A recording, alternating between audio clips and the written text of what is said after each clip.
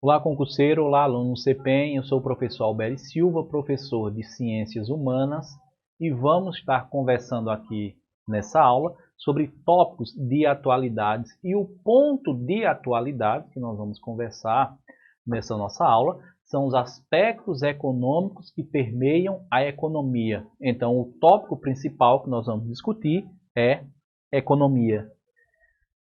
E assim como qualquer outro tema, concurseiro, nós temos que ficarmos atentos para um ponto, para um elemento que é essencial quando nós estamos estudando e temos como objetivo a compreensão de um tema. Então, existem muitos temas que a gente escuta, que a gente lê, mas que nós temos uma dificuldade de compreender, propriamente dito, o seu conceito. Então, quando nós entramos em qualquer temática para ser analisada, para ser estudada, temos que entender o seu conceito. E dentro disso aí, o conceito de economia, que é mais debatido, que é mais problematizado, é o seguinte, que economia é a ciência que estuda a produção, distribuição e consumo de bens e serviços.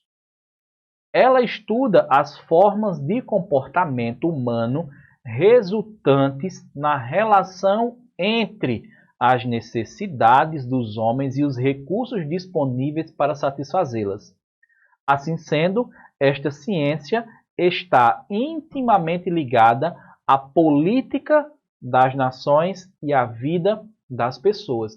Então, quando nós falamos em economia, nós estamos falando em modelos que nações se utilizam para tentar estabelecer um processo de organização social baseado nos princípios da economia, seja lá distribuição, seja lá consumo, seja lá bens e serviços.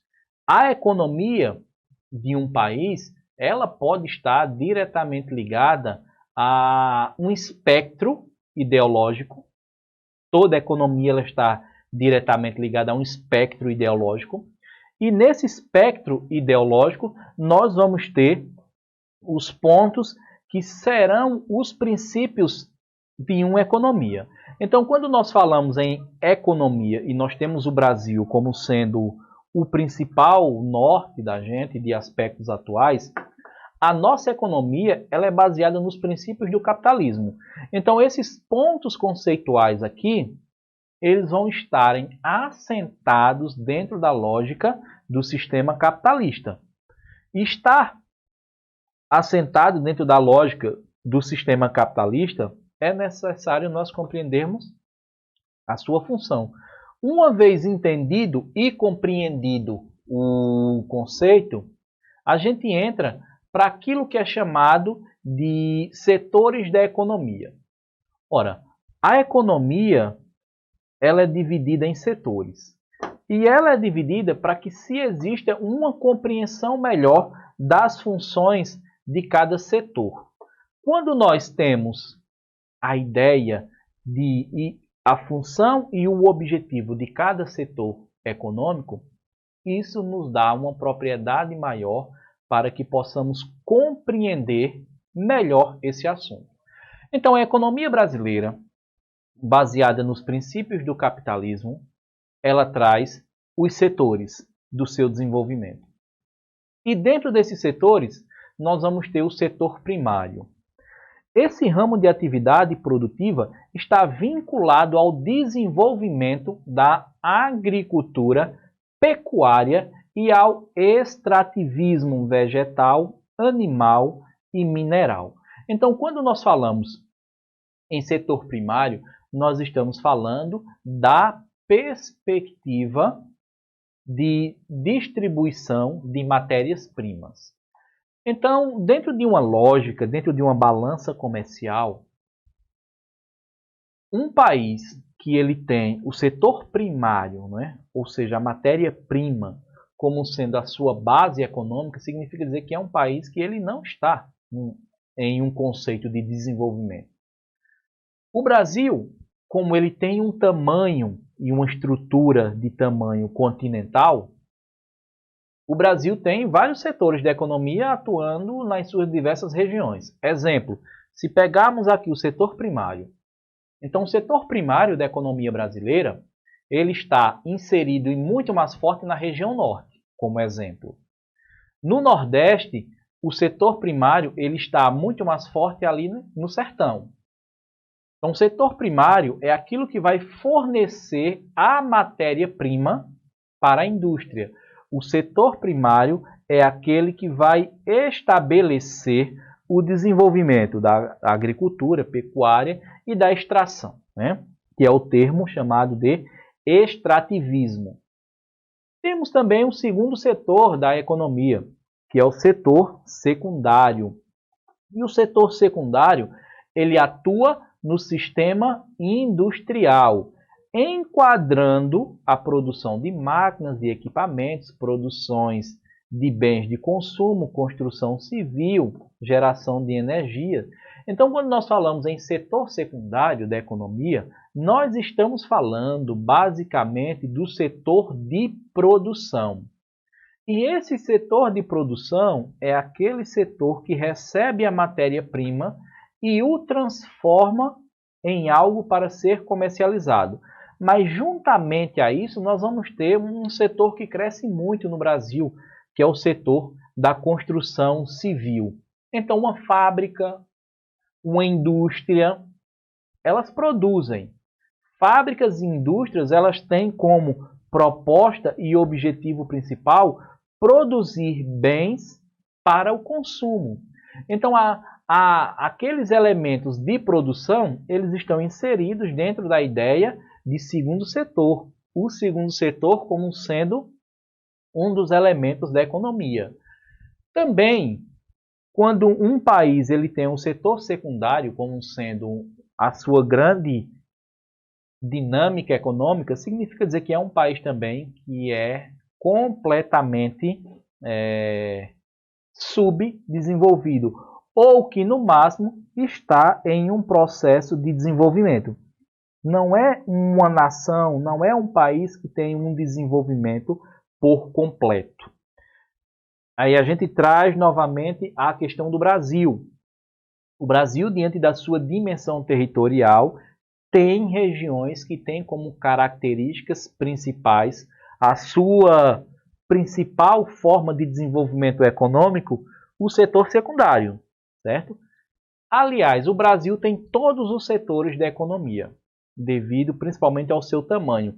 Aqueles estados ou aquelas regiões que conseguem se distanciarem mais do setor primário ou ter um percentual bem menor no seu PIB, na sua produção de riqueza, dentre desses dois, que setor primário e secundário, eles ocasionem apenas um percentual pequeno de contribuição para o PIB, quanto menor for a contribuição do setor primário e secundário para o PIB de um país, quanto menor for o PIB de um país, ou de um estado, ou o PIB de uma cidade, significa dizer que maior e mais possibilidade de desenvolvimento será esse país, esse estado ou município. Quanto menor a participação do PIB, do setor primário e secundário, maior a possibilidade que ele tem de se tornar um país, um estado ou um município mais desenvolvido.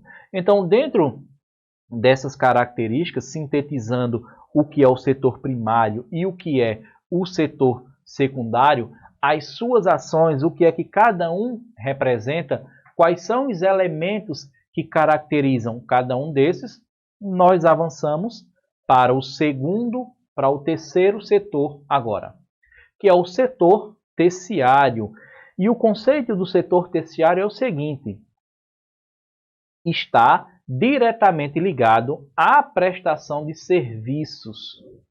Nesses estão professores, advogados e profissionais liberais em geral e comércio em geral. Então, o terceiro setor ou o setor terciário é aquele setor que recebe, por exemplo, aquilo que foi produzido na indústria e na fábrica, que é o segundo setor, e vai comercializar.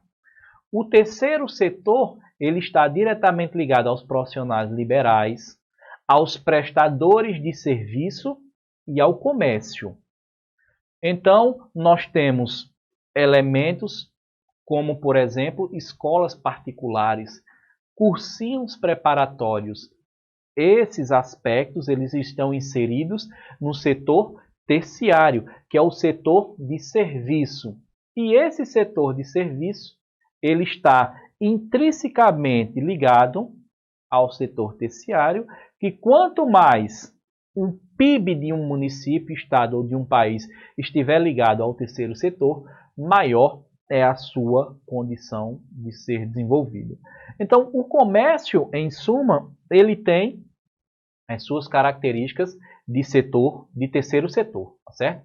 Primeiro setor, matéria-prima. Segundo setor, a de produção. Terceiro setor, a de comercialização. Então, seguindo essa etapa lógica, que até de certa forma autoexplicativa, nós vamos ter essa sequência didática, básica e fácil da compreensão dos três primeiros setores da economia. Por que dos três primeiros? Porque esses são os setores que são mais discutidos, que são mais trabalhados, que é o básico. É o básico. Temos que dar conta de tudo o que é básico para entrarmos para os processos de aprofundamento. Então, definição primeiro, segundo, terceiro setor tem que estar na ponta da língua, tem que estar na cabeça aí de uma forma muito tranquila. Por quê? Porque já existe no mundo um debate em que esses três setores eles já ficaram para trás e existe hoje um quarto setor e um quinto setor da economia. Vamos dar uma olhada aqui no slide. Então, já existe sim esse conceito aí de setor quaternário e até de setor quinário, que é o quinto setor da economia.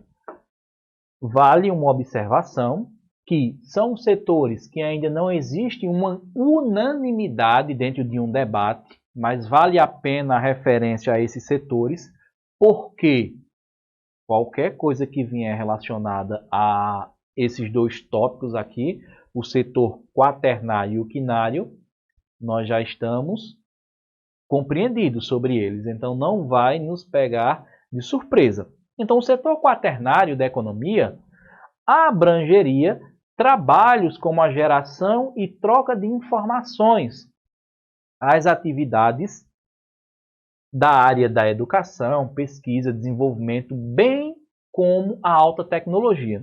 Então, percebam que esse quarto setor ele já entra dentro de um espectro relacionado a um desenvolvimento tecnológico. E dentro de desenvolvimento tecnológico, vão estar inseridos algumas características, algumas categorias, ou seja, a categorias de professores que trabalham na área da educação, mas não dando aula, mas sim um processo intenso de pesquisa para criar novas ferramentas, e essas novas ferramentas elas estão inseridas dentro do processo de alta tecnologia.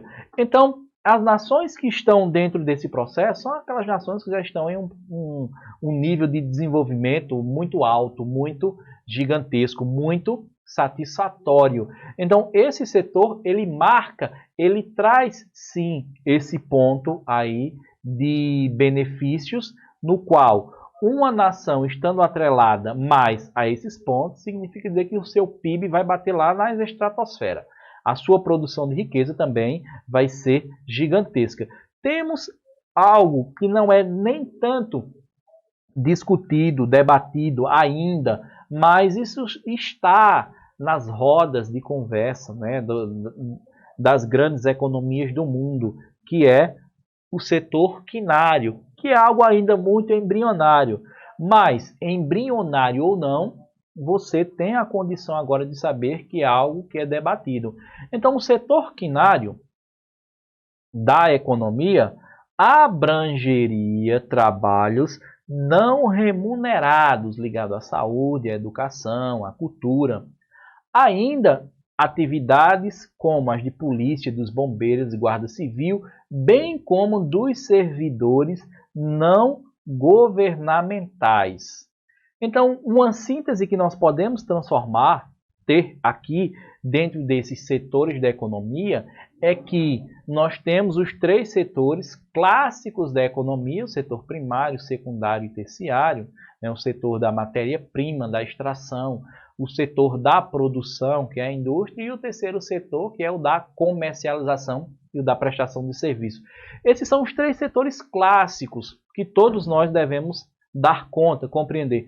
E temos mais 2 setores que estão entrando em um debate econômico que volta e meia estão sendo discutido a sua efetividade, de fato. Quaternário, que está ligado à alta tecnologia, ao desenvolvimento de alta tecnologia em vários setores.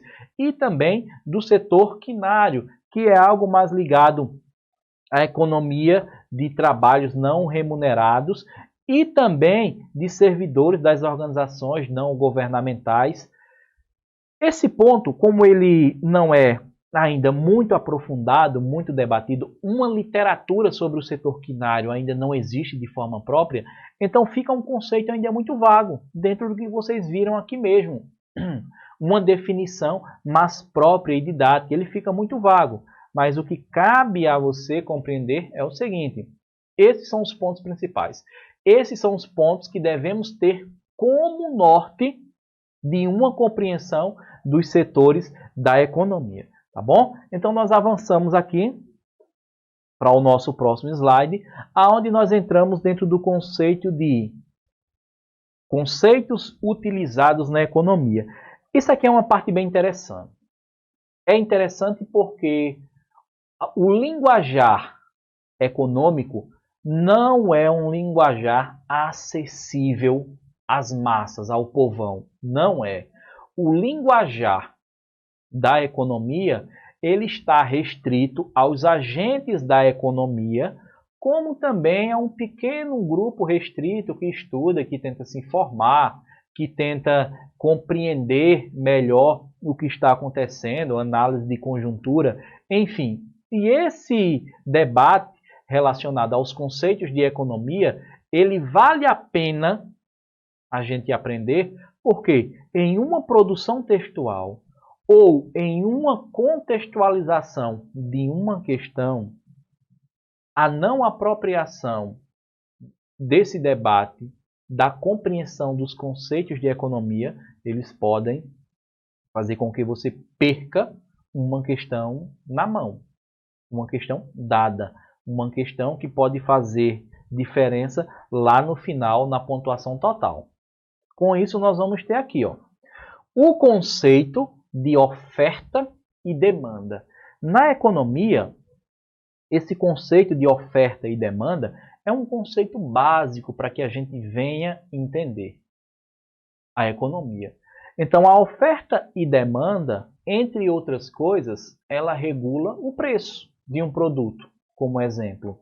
A oferta e demanda tem como objetivo principal regular o preço mediante a procura e não a procura.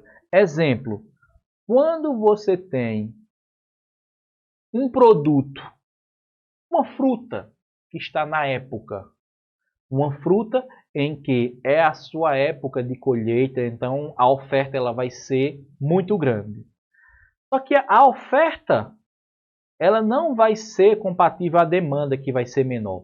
Então, uma das formas de escoar esse produto, que tem uma oferta muito grande e uma procura pequena, até devido estar em uma época, tendo como exemplo a questão de frutas, faz com que o preço caia. Então, quando a oferta é maior do que a demanda, o preço do produto cai. Mas quando a procura por um produto ela é maior do que a oferta desse produto, o preço vai lá para cima. Então, quando tem muita gente procurando um mesmo produto ou uma mesma característica de produto, e a quantidade que existe desse produto não vai suprir a necessidade de todas as pessoas em querer obter aquele produto, significa dizer que o preço vai lá para cima e só vai poder comprar quem der mais dinheiro. Então a ideia de oferta e demanda, ela está diretamente ligada aos preços de produtos que faz parte do nosso cotidiano. Faz parte do nosso cotidiano. Haja visto alguns pontos. Um exemplo, um celular que acabou de ser lançado, o preço dele é altíssimo. Porque ele traz consigo novas tecnologias, uma quantidade ainda inferior, a procura se torna grande, então uma das formas de se ganhar dinheiro é fazendo com que essa oferta, que é menor do que a demanda, você coloque o preço lá em cima. Então isso está diretamente ligado ao nosso dia a dia, como também um exemplo que eu dei acerca do exemplo de frutas. Frutas de época têm um preço menor. Frutas fora de época têm um preço maior. Por quê? Aí é uma questão muito lógica, né? É a ideia de oferta e procura. A oferta é grande e a procura é menor. Quando a procura é maior que a oferta, o preço vai lá para cima. Então é um conceito simples, mas é um conceito muito utilizado para explicar as relações. Nós vamos ter um outro conceito aqui, ó, bem interessante aqui, que é o conceito de PIB. O conceito de PIB é Produto Interno Bruto. O que é o Produto Interno Bruto? Produto Interno Bruto é a produção de riqueza de um município, de um estado ou de um país em um determinado tempo. Geralmente, quando nós falamos de PIB, nós falamos em um intervalo de um ano, né? A produção de riqueza gerada em um ano. Então, tudo que foi produzido em um município, estado ou país serviu de acúmulo de riqueza. E esse acúmulo de riqueza, né, produzido em um ano, mas pode ser no intervalo de 6 meses, de um mês, enfim. O geral, o normal é se utilizar o intervalo de um ano. É chamado de PIB. E ele tem como propósito medir, estabelecer a riqueza de um país. Então, quanto maior for o PIB de um país, maior é a sua riqueza. Sabendo que riqueza não significa dizer que aquele país tem uma igualdade social. Significa dizer que ele é rico, significa dizer que o crescimento econômico dele está acontecendo, mas que isso pode ou não pode ser refletido em desenvolvimento econômico. É uma coisa diferente. Um outro ponto que nós trazemos aqui são os chamados agentes de mercado, coisa que a gente escuta muito nos noticiários. Ora, o mercado acordou nervoso devido à fala do presidente. O mercado acordou eufórico devido à fala do ministro da Fazenda. Mas cabe a gente entender o seguinte: quem é ou quem são esses agentes de mercado? Isso não é uma coisa abstrata. Isso não é uma coisa que não existe. Não é algo sobrenatural. Os agentes de mercado são nada mais nem nada menos do que os grandes multimilionários dos grandes oligopólios que existem no mundo e que definem as economias dos países.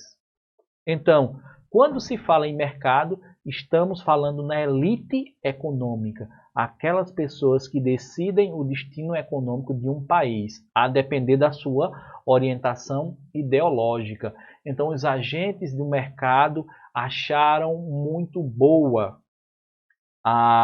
o projeto de lei que flexibiliza a relação entre patrão e empregado. É claro, porque os agentes da economia é a elite, é a classe multimilionária. Então, tudo que venha a beneficiar a sua categoria, eles vão enxergar de uma forma muito positiva.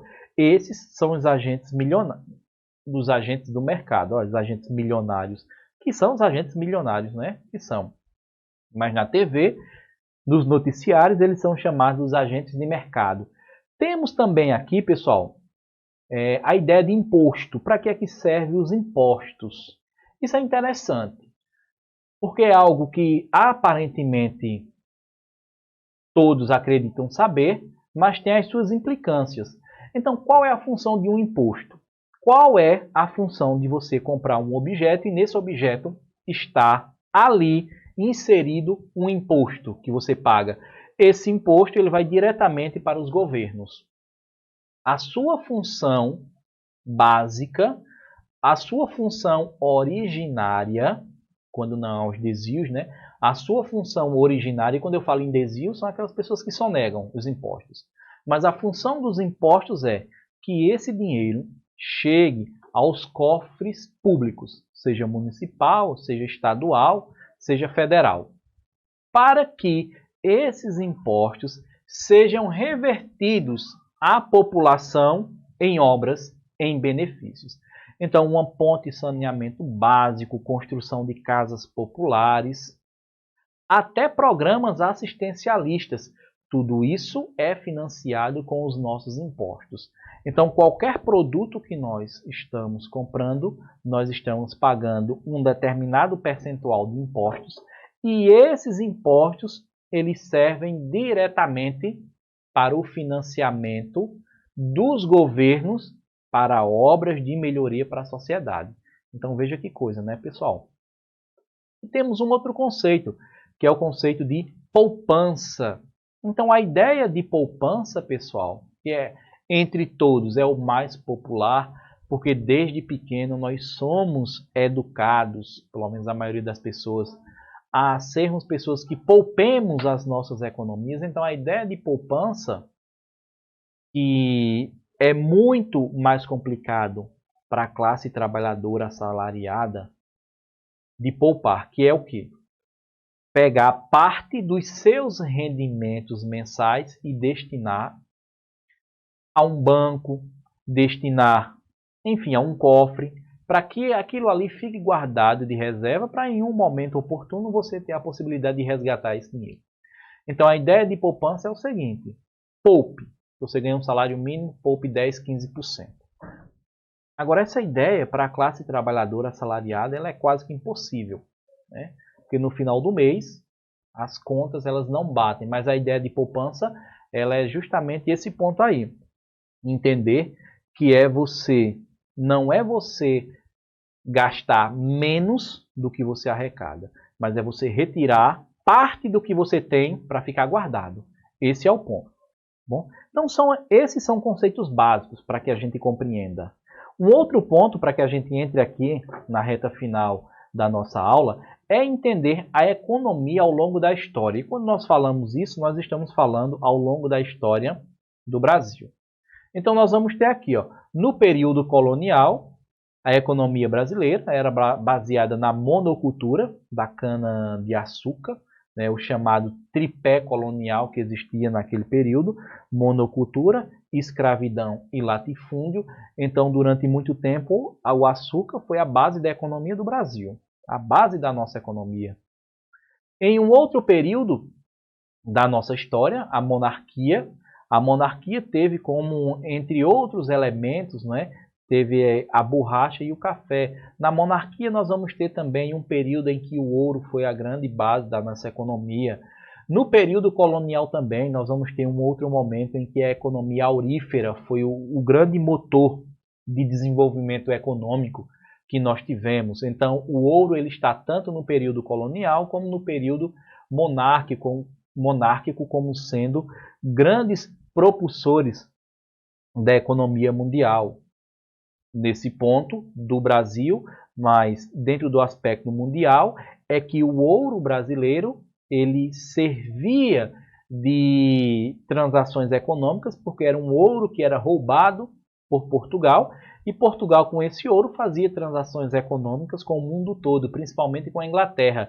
E um ponto interessante é que a primeira revolução industrial que aconteceu na Inglaterra foi financiado com esse ouro aqui do Brasil. Então, quando nós colocamos esses pontos aí da economia brasileira ao longo da história, o ouro tem uma função importante.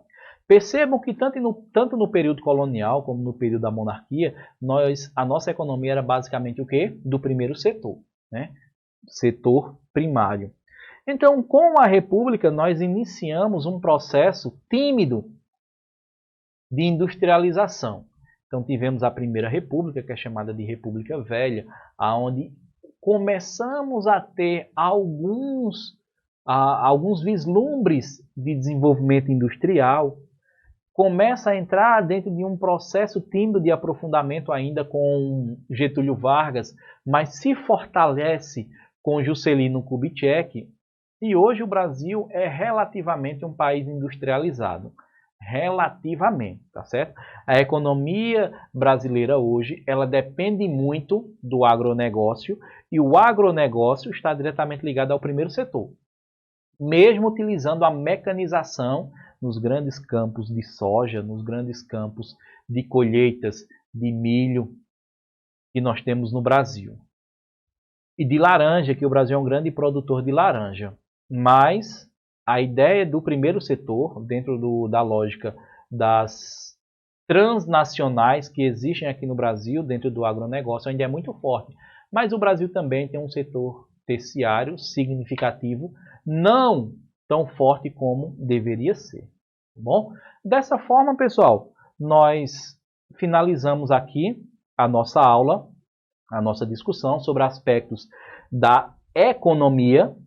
Peço a vocês que nos acompanhem pelas nossas redes sociais, estudem, mantenham o foco, seu caderninho de anotação de lado e dicionário para aquelas questões e palavras um pouco mais complexas, que assim você se tornará candidato completamente competitivo para qualquer concurso que você venha fazer.